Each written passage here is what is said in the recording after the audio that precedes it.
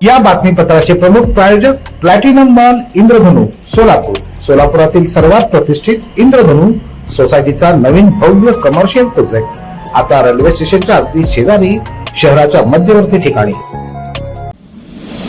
सिद्धेश्वर तलावातील मासे वारंवार मृत्युमुखी पडत असल्याचं वृत्त प्रसिद्ध झालं. यानंतर महापालिका प्रशासनानं गांभीर्याने दखल घेतली. रविवारी उपमहापौर ज्ञानेश्वरी देवकर यांनी सिद्धेश्वर तलावाची पाहणी केली. सोमवारी या संदर्भात प्रमुख अधिकाऱ्यांची बैठक घेणार असल्याचं त्यांनी सांगितलंय. तर दुसरीकडे प्रदूषण नियंत्रण मंडळही आता खडबडून जागा झालं असून त्यांनीही तलावातील पाण्याचे नमुने घेतले असून तपासणीसाठी पाठवलेत. सिद्धेश्वर तलावात शहरातील दूषित पाणी मिसळत आहे, त्यामुळं पाण्यातील ऑक्सिजन कमी होत चाललंय. त्यामुळं तलावातील जलचर प्राणी, मासे, कासव यांचा सातत्यानं मृत्यू होतोय. अशीच घटना शनिवारी उघडकीस आली होती. वारंवार अशा घटना घडत असल्यानं पाण्याचा उग्र वास येतोय. त्या ठिकाणी असलेल्या पर्यटकांसह मॉर्निंग वॉक करणाऱ्यांनाही त्याचा त्रास सहन करावा लागतोय. याची दखल प्रदूषण महामंडळासह महापालिकेने घेतली असून उपमहापौर देवकर यांनी देखील तलावाची पाहणी करून माहिती घेतली आहे.